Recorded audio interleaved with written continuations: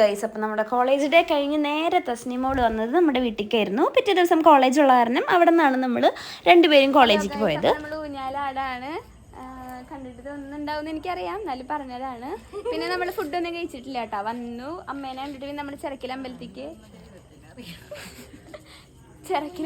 പോയി ആനേനെ കണ്ടു. പിന്നെ കൊട്ടൊക്കെ കണ്ടു പോന്നു. അപ്പോൾ പാട്ടൊക്കെ പറഞ്ഞത്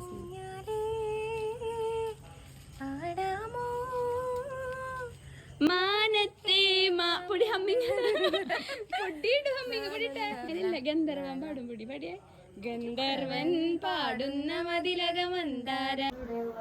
ഹലോ ഗായ്സ്, അങ്ങനെ നമ്മൾ റൂമിലെത്തിയിരിക്കുകയാണ്. പൊടിയ നന്ദശയനത്തിലിരിക്കണ പോലെ ഇരിക്കുകയാണ്. പിന്നെ നമ്മുടെ തസ്നിമു എവിടെ? തസ്നിമോളിതാ നല്ലൊരു എന്തോ ഒരു വൃത്തിയായിട്ടൊരു ഡ്രസ്സൊക്കെ ഇട്ടിട്ടുണ്ട്. നല്ല ഭംഗിയുണ്ട്, തസ്നിക്ക് ചേരുന്നുണ്ട്. പക്ഷെ എല്ലാ ഇങ്ങനെ ഭയങ്കര വവ്വാല് പോലെ തോന്നാം. നമ്മളങ്ങനെ ഇതായിട്ടാണോ? അങ്ങനെ കുരുത്തക്കേടിൻ്റെ ഉസ്താദായ എനിക്കും പൊടിമോൾക്കും അമ്മയുടെ നിന്ന് ഇങ്ങനെ അടി കിട്ടാൻ നിൽക്കണ ഒരു രംഗമാണ്. എന്തോ കുരുത്തക്കേട് ഒപ്പിച്ചതാണ് ഞങ്ങൾ. അതിനുശേഷം നമ്മൾ ഫുഡ് കഴിക്കാൻ പോവുകയാണ്.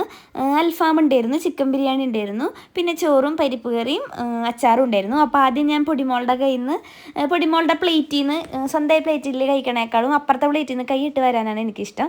അപ്പം അങ്ങനെ പൊടിമോളുടെ ഇതിന് അൽഫാമും ഗുബൂസൊക്കെ കഴിച്ചു. പിന്നെ ചോറ് കഴിക്കാണ്ട് നമുക്ക് ഉറക്കം വരാത്ത കാരണം അച്ഛൻ്റെ കയ്യിൽ നിന്ന് പരിപ്പും മുരിങ്ങക്കായി അതുപോലെ അച്ചാറൊക്കെ കൂട്ടിയിട്ട് ചോറ് ഒരു പിടി കഴിച്ചു കേട്ടോ. ഒരു പിടിയല്ല, കുറച്ചധികം പിടി കഴിച്ചു. അതിനുശേഷം ഫ്രൂട്ട്സൊക്കെ കഴിച്ചു.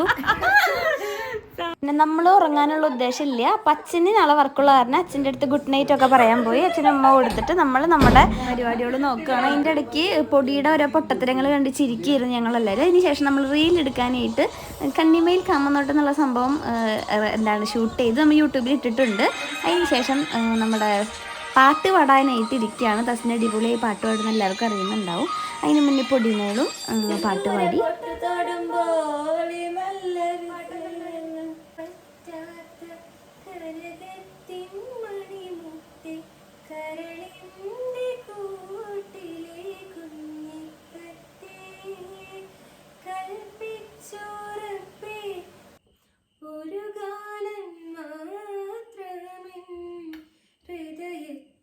സൂക്ഷിക്കാം ഒടുവിൽ നീ എത്തുമ്പോൾ ചെവിയിൽ മൂളാം ഒരു പുഷ്പം. എത്ര കൊതിച്ചിട്ടും കാണാൻ വയ്യല്ലോ, കണ്ടില്ലെന്നാലും കാണാമറിയാത്തവളില്ലേ.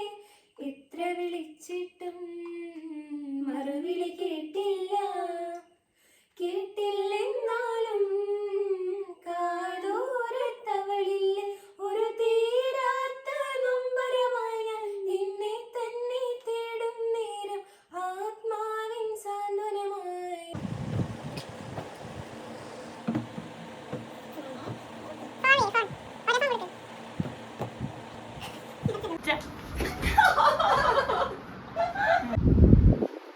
ഹലോ ഗൈസ്, നമ്മൾ കിടക്കാൻ പോവാണ്.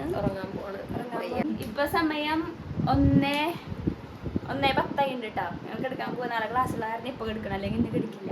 ഇത്രയേ ഉള്ളൂ. Bye, good night. Good night.